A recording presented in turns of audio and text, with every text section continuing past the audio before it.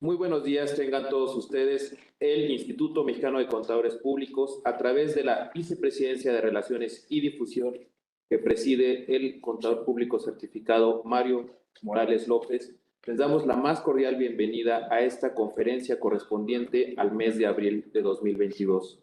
En este momento nos acompaña la doctora Laura Grajeda Trejo, presidenta del Comité Ejecutivo Nacional del Instituto Mexicano de Contadores Públicos. Asimismo, nuestro vicepresidente fiscal, el contador público certificado Ramiro Ábalos Martínez. Además, también contamos con la presencia del contador público y profesional certificado en fiscal, Rolando Silva Briceño, vicepresidente de Apoyo Federada del Instituto Mexicano de Contadores Públicos, y también el presidente de la Comisión de Análisis Económico del IMSP, el licenciado Ernesto Farri Santos Col. Sin más preámbulo, vamos a dar inicio a nuestra conferencia del mes de abril con temas relevantes y así como seguimiento por parte del Instituto Mexicano de Contadores Públicos. Le cedo la palabra a la doctora Laura Grajeda Trejo con el tema Declaración Anual de Personas Físicas 2021. Gracias, Arturo. Muy buenos días a los que nos acompañan de manera presencial y a las personas que se encuentran conectadas a través de nuestras redes sociales. Muy felices fiestas, ahora sí que Pascuas, esperamos que hayan pasado unos días de familia y bueno, ya se encuentren todos descansados, retomando pues estas fechas de cumplimiento. El mes de abril es para cumplir con la presentación de la Declaración Anual de Personas Físicas y bueno, queremos abarcar algunos temas que consideramos que son importantes y como mencionaba Arturo, de seguimiento. El 2 de mayo vence el plazo para la presentación de la Declaración Anual de las Personas Físicas que cumplan con esta obligación del impuesto sobre la renta correspondiente al ejercicio fiscal de 2021. Para este fin, es importante recordar que los contribuyentes deberán informar si derivado de préstamos, donativos o premios en lo individual o en su conjunto excedieron de 600,000 pesos en el ejercicio, o bien si procedente de viáticos cobrados, ventas de casa habitación y herencias y legados hayan superado los 500,000 pesos en el año. Asimismo, se podrán aplicar deducciones personales, tales como gastos médicos, funerarios, donativos, intereses por créditos hipotecarios, entre otros, lo que pudiera generar un saldo a favor del contribuyente cuando dicho saldo sea mayor a 150,000 pesos o si el contribuyente va a modificar su cuenta clave registrada, deberá enviar la declaración usando su firma electrónica, también llamada e-firma. Para los contribuyentes que no cuenten con ella, tendrán que asistir a la oficina desconcentrada del Servicio de Administración Tributaria SAT para realizar el trámite correspondiente, lo que implicará conseguir una cita. Sin embargo, en diversas ocasiones hemos hecho énfasis en la escasez de estas, lo cual ha sido reportado por parte de muchos contribuyentes, provocando que estos se vean impedidos para atender en tiempo y forma sus obligaciones fiscales. Esta situación no solo está generando una falta de cumplimiento, sino también origina pérdidas económicas en las empresas y graves riesgos en la operación. Solo por citar algunos ejemplos, la e-firma es necesaria para diversos trámites como emitir facturación, cambios de razón social, actualización de datos, cambios en el representante legal, trámites ante el Instituto Mexicano del Seguro Social, IMSS, avisos aduanales, permisos de importación, entre otros. Derivado de esto, también se está provocando que al no poder cumplir con las obligaciones fiscales, como es debido, la opinión de cumplimiento de los contribuyentes está siendo negativa, lo que ocasiona diferentes afectaciones ante terceros, como el impedimento para darse de alta como proveedores, obtener contratos y líneas de crédito. Aunado a lo anterior, y a 12 días de que vence la fecha límite para la presentación de la declaración anual, se han presentado varios problemas para las personas físicas que realizan actividades empresariales, ya que el sistema no reconoce en su totalidad las pérdidas de ejercicios anteriores para aplicarlo con la utilidad determinada en el ejercicio 2021. Otros ejemplos son que los ingresos por sueldos y salarios no corresponden a los que realmente se percibieron.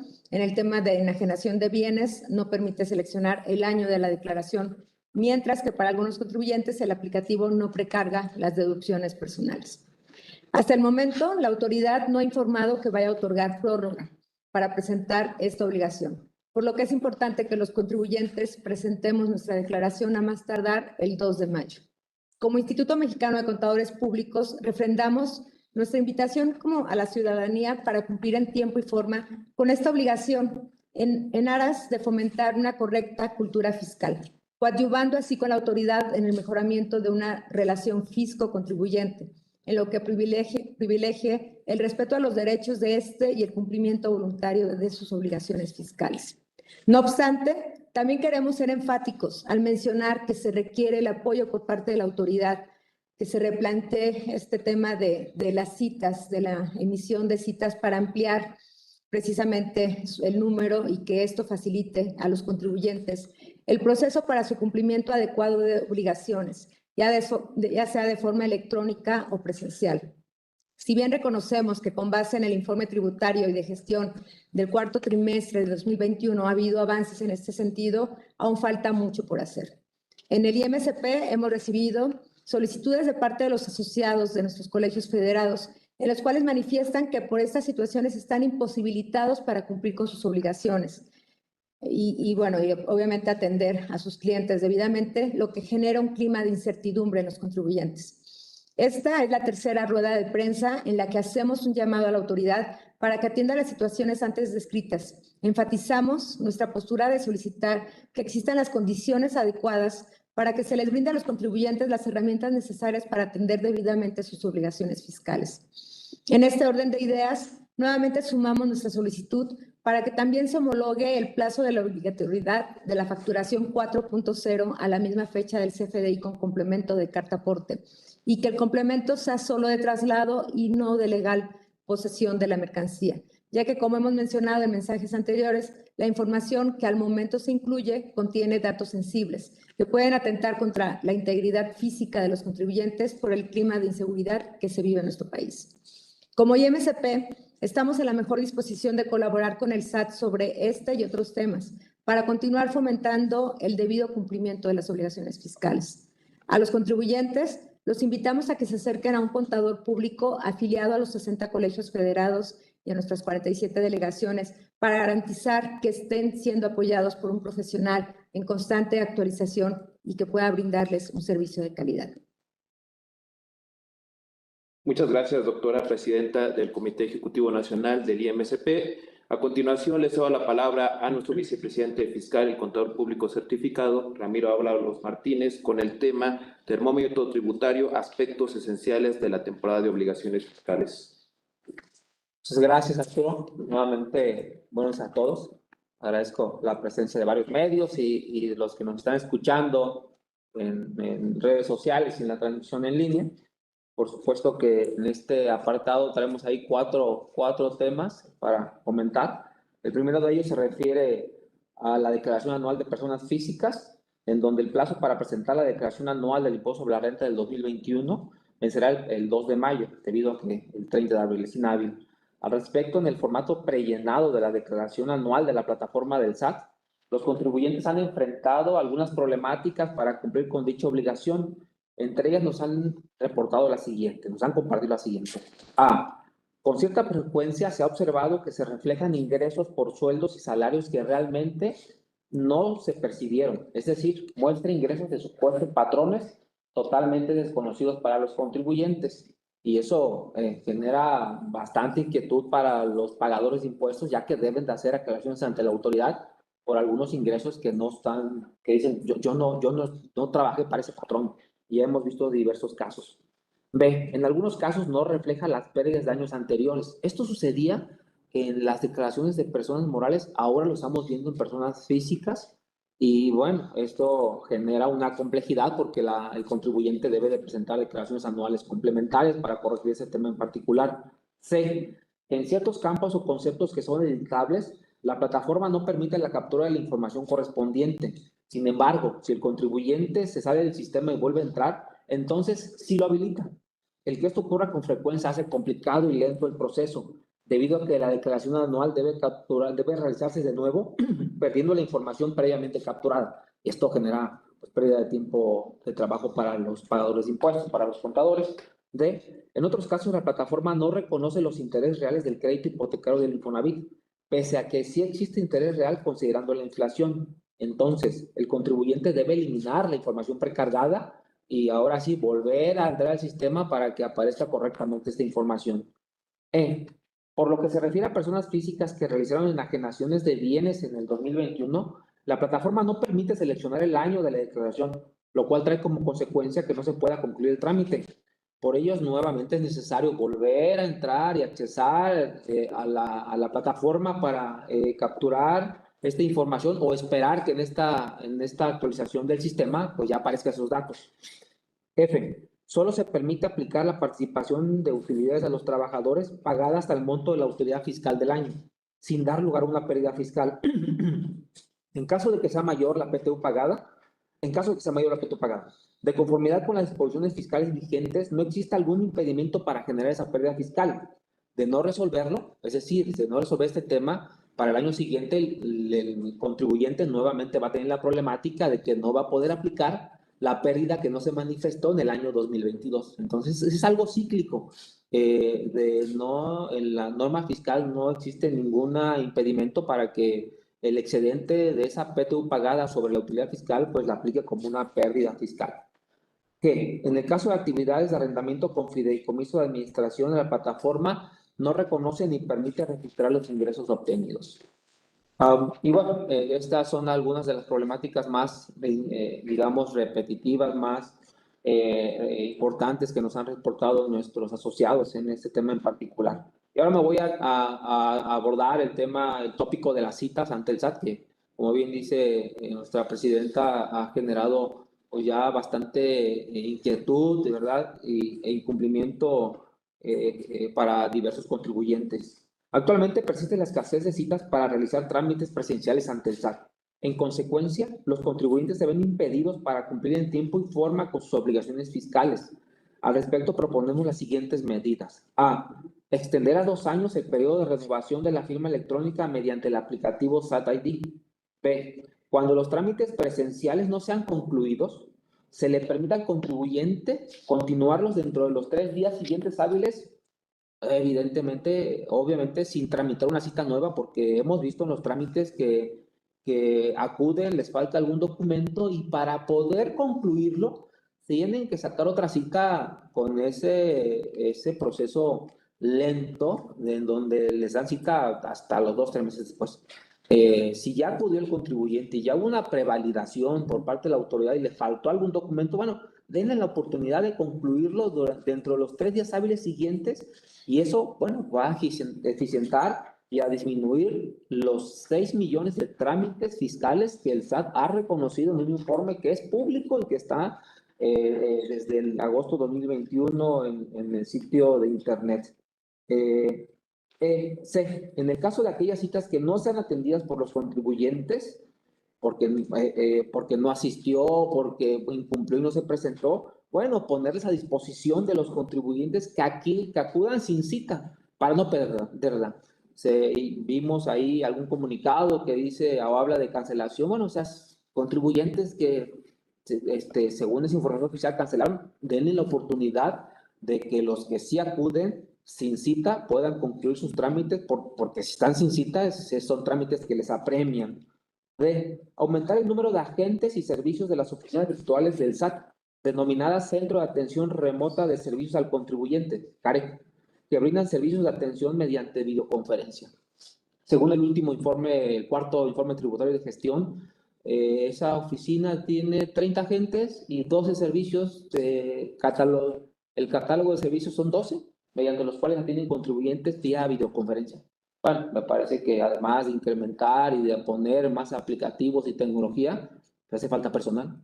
¿Para qué? Para que puedan ampliar. Si no con 30, con el triple, ¿no? de agentes y subir el número de servicios que estén disponibles para los contribuyentes mediante la videoconferencia.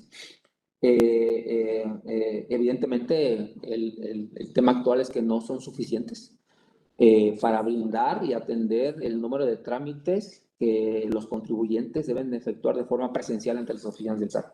Y ahora me voy con el punto número 3, que se refiere a los avisos de los dictámenes ante el IMSS y el Infonavit. Durante abril, los patrones deberán presentar los avisos correspondientes a los dictámenes ante el Seguro Social y el Infonavit. en el caso de que decidan tomar la opción o por estar obligados al tener en promedio 300 o más trabajadores en lo que respecta al dictamen del Seguro Social. El dictamen ante el Infonavit hasta el día de hoy es voluntario. En ambos casos, las leyes de la materia señalan beneficios para los patrones que en tiempo y forma presenten los dictámenes realizados por control público autorizado. Debido a la cantidad de movimientos atípicos que el año pasado se dieron por el traspaso de trabajadores y las estructuras corporativas, consideramos que esos dictámenes son una herramienta de control interno y regularización para los patrones. Acá también les compartimos que tanto el Seguro Social como el Infonavit nos han pedido que esos avisos se presenten antes del deadline, ¿no? Que es el final de este mes de abril, por temas de saturación, por temas de que los contribuyentes oportunamente presenten sus avisos y no tengan alguna complejidad para presentarlos.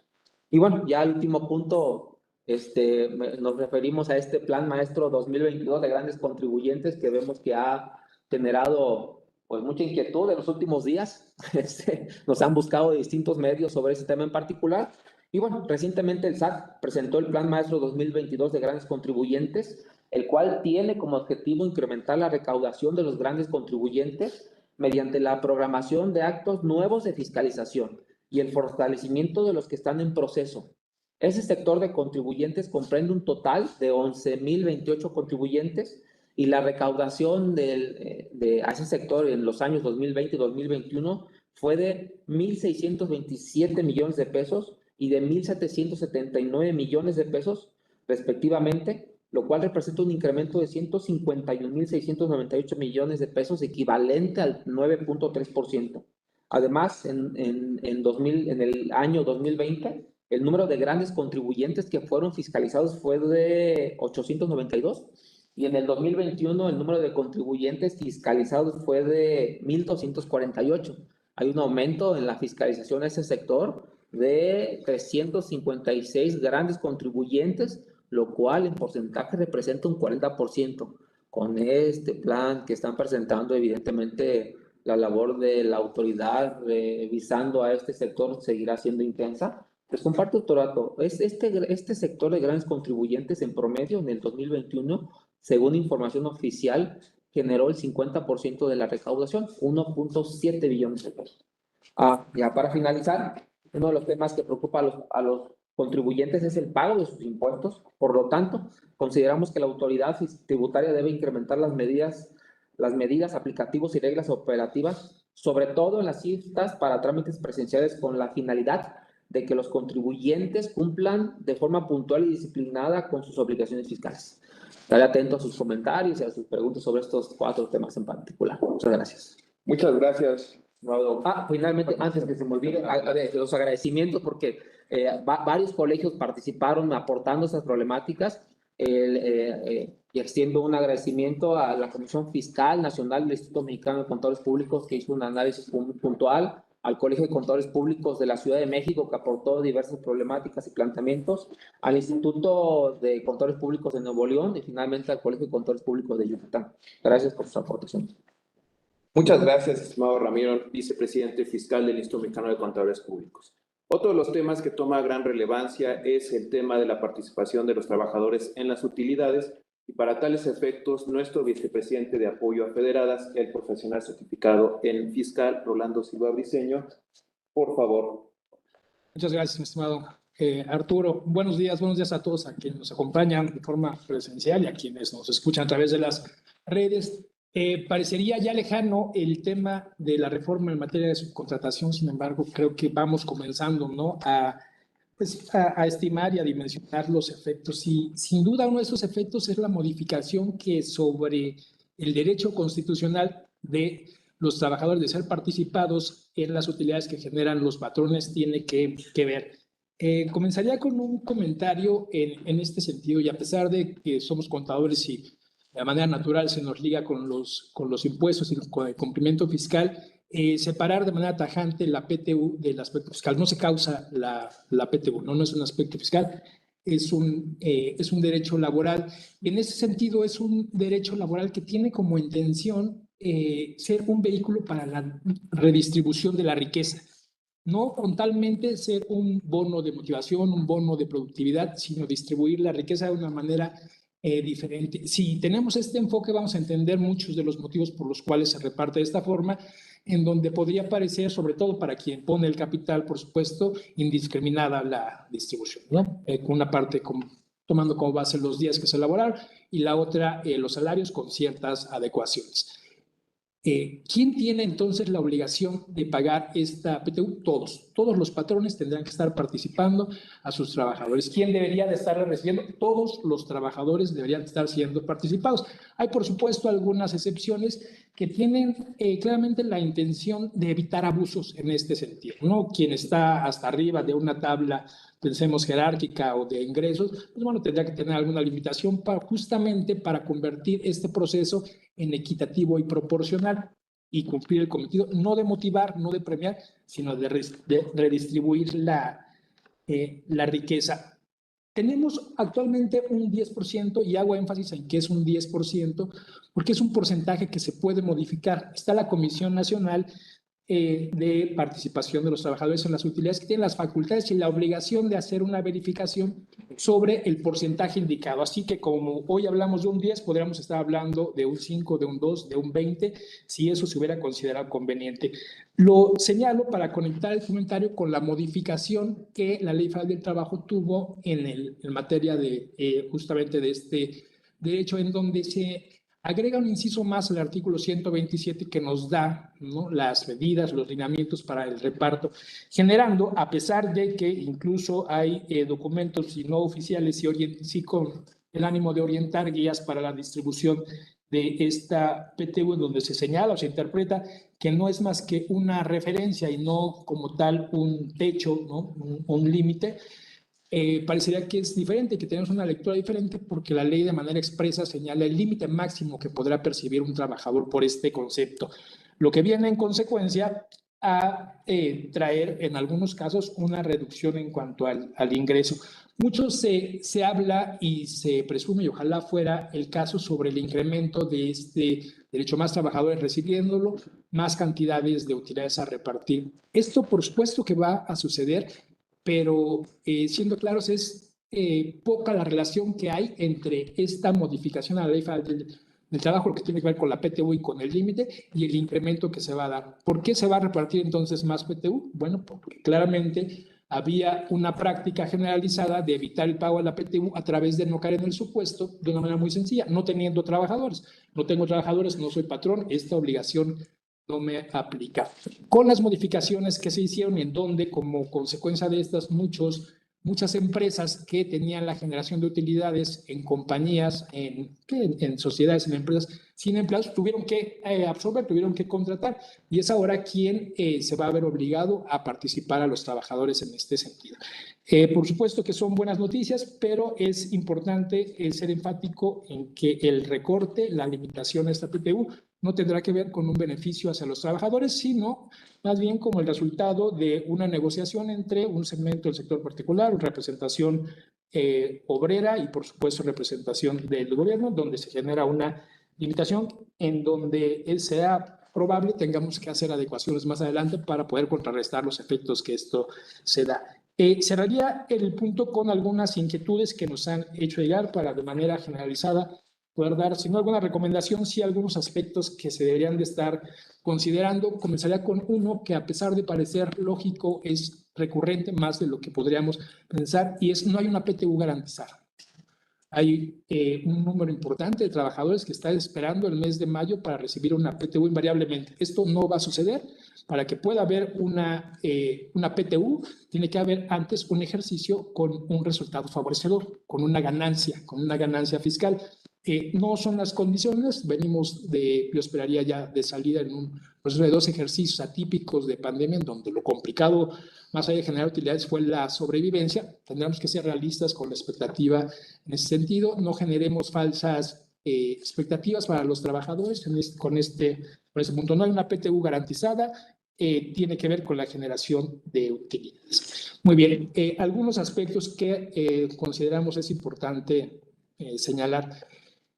Una vez que se presenta la declaración anual, y esto pudo haber sido en los casos en donde se liquidó alguna compañía que se presentaba de manera anticipada, es aquí cuando ya hay, pensemos así, oficialmente determinada una utilidad que nace la obligación de compartir esta con los trabajadores. Tenemos un plazo, son 60 días después de que se genere, de que se señale de manera oficial a través de la declaración la utilidad. Esto nos lleva a que quien tuvo la necesidad, optó por presentar una declaración anticipada, también debió anticipar el proceso para el reparto de la PTU. Aquí podríamos ya ir tarde.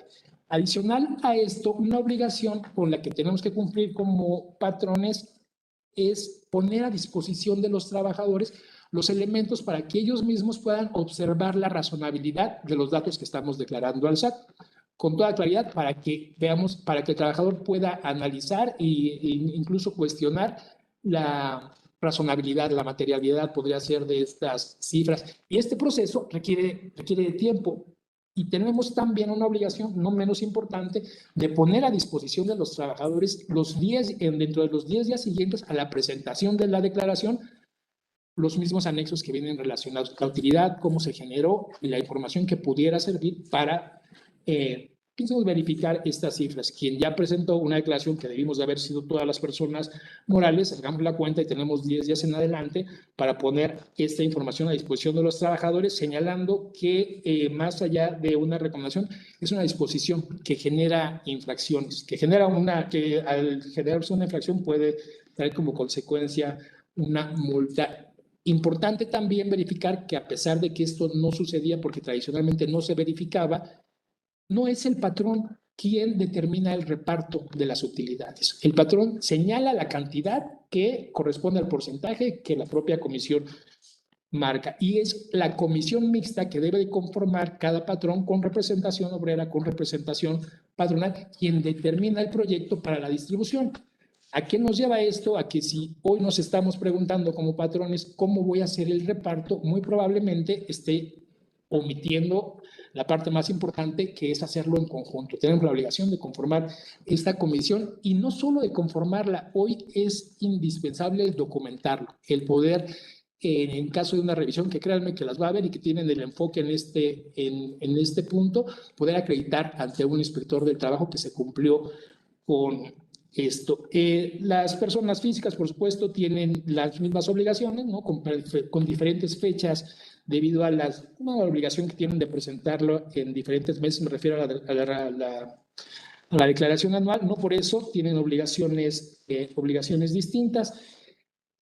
Habrá que evaluar, verificar y estar claros de las consecuencias fiscales que tiene el manejo de esta prestación. Por primera vez, derivado de este tope, la cantidad que se determine como el 10%, que les comento no es fijo, como el 10%, muy probablemente no va a coincidir con lo que reparta. ¿Por qué? Porque en los casos en donde las compañías generan una utilidad suficiente como para que al trabajador le tocara en un cálculo habitual más allá de 3 meses de sueldo del promedio o del promedio que conocemos, vamos a tener cantidades diferentes. Una va a ser la repartida y otra va a ser la que señaló el patrón. Vamos a tener una parte que no es PTU no reclamada, que no se suma para el ejercicio siguiente, que en automático regresa al resultado del patrón. La PTU no determinada, más bien la PTU sobrante, a ver si vamos a tener un excedente, esa regresa al resultado. Y esto trae como consecuencia algo que la propia legislación había evitado a toda costa y que me parece que funcionaba. No había ninguna implicación, no había forma de que el monto a repartir se modificara. Si yo tenía la cantidad que fuera y el número de trabajadores variara entre 10 y 5 y 1000, de todas maneras iba a ser el mismo costo, por llamarlo de alguna manera, para el patrón, independientemente de cuánto ganaran. Era la misma cantidad repartida de diferente forma, dependiendo de algunas características. Hoy que se da un tope de manera individual, la PTU podría incluso convertirse en una prestación discrecional. ¿Por qué? Porque de antemano puedo saber que el máximo que voy a repartir va a ser el valor de mi nómina mensual multiplicado por 3, y hablo de la parte nominal exclusivamente. ¿A qué nos lleva esto? Al absurdo en donde el dinero que deje de dar por este concepto se convierte en el dinero que yo gano. que algo que estaba resuelto con el procedimiento habitual. Esto podría traer como consecuencia que hubiera una desincentivación, que no hubiera la motivación necesaria para pagar mejores sueldos en algunos casos, o para abrir más fuentes de empleo, para generar plazas adicionales. Tomemos entonces estos aspectos en cuenta. Hay, por supuesto, variaciones por sustituciones patronales. ¿Quién tiene que pagar? Hay incluso algunos planteamientos en donde se hace alguna mezcla y algún procedimiento alternativo. No es necesario que nos compliquemos tanto. Una sustitución patronal claramente es el cambio de un patrón, ¿no? El patrón se lleva a todos sus trabajadores, o estos trabajadores ahora tienen un patrón distinto. El resto de los movimientos que se tuvieron que hacer como consecuencia de esta reforma podrían caer en cajones diferentes. No desatendamos entonces la obligación y sobre todo pongamos énfasis en los aspectos que no estábamos acostumbrados a recorrer porque no teníamos los elementos necesarios. Comisión mixta, recuerden que viene el tema sindical y viene fuerte, además de las revisiones, poner la información a disposición de los trabajadores y verificar la diferencia que habrá entre el 10% que hoy determino y la PTU que vamos a determinar como parte del reparto y el tratamiento que hay con ese remanente, con las implicaciones que esto tiene para seguridad social, por los salarios base de cotización y para el mismo impuesto sobre la renta, la parte que tiene exenta el trabajador y la posibilidad de reducir este monto como patrón. Muy bien, pues es Juan por el parte. Muchas gracias. Muchas gracias, estimado Rolando, vicepresidente de Apoyo a Federadas. Y bien, para cerrar la conferencia de prensa del día de hoy, le cedo la palabra al presidente de la Comisión de Análisis Económico, al licenciado Ernesto Farril Santos Coy, con el tema Índice Mexicano de Confianza correspondiente al mes de marzo del 2022. Muchas gracias, licenciado. Gracias a ti. Buenas tardes a todos. Bueno, el Índice Mexicano de Confianza Económica para el mes de marzo, pues mejora por segunda ocasión consecutiva. Este índice aumentó a una tasa mensual del 1.15%, elevándose a un nivel de 67.62 puntos, desde ahí a 68.4. Esto fue generado por una mayor confianza en la situación actual, es decir, la percepción sobre la situación actual está creciendo aún más que el índice general, 1.58%, 64.4 unidades. Un punto arriba en relación con febrero. En cambio, la situación a futuro bajó su ritmo de crecimiento, pero siguió creciendo a un ritmo del 0.68%, pasando de 72.9 a 73.4. En términos anuales, en relación a marzo del 2021, el indicador general aumentó en 5.71%. Por dentro, la percepción de la situación actual está aumentando 2.15% anual, es decir, menos que el índice general, pero la situación a futuro trae un incremento en relación a marzo del año pasado del 9.9%. Y en relación a la encuesta que se hace unos meses para los contadores del país sobre cuáles son los principales obstáculos para la actividad económica, pues se destaca como el número uno todavía la situación de COVID.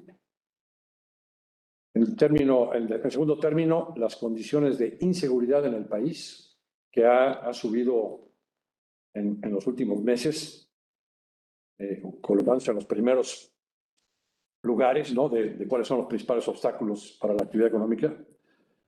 La inseguridad después, la falta de capital en tercer lugar, y empatados en un cuarto y quinto lugar, la corrupción y la disponibilidad de financiamiento.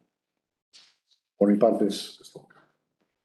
Muchas gracias, licenciado Farril. Les agradecemos a todos nuestros participantes la asistencia a esta conferencia de prensa correspondiente al mes de abril de 2022.